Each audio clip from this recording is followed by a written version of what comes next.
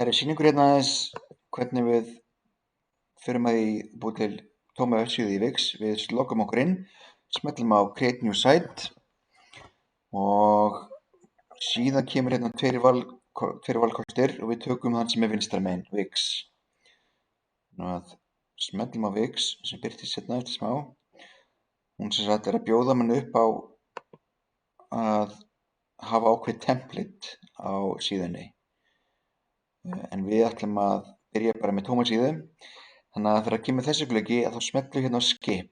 Sjáum hérna neðst hægra megin. Þá er þetta að smella á skip hérna neðst hægra megin. Og við bara smellum þetta, höldum áfram að skipa.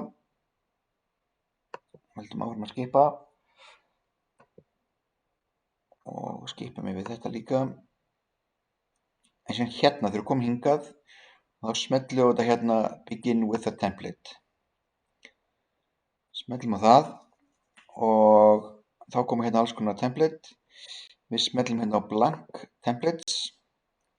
Smellum á blank templates og þá kemur hérna vinstra megin alveg hvítt og tóm template og við smellum hérna á edita það.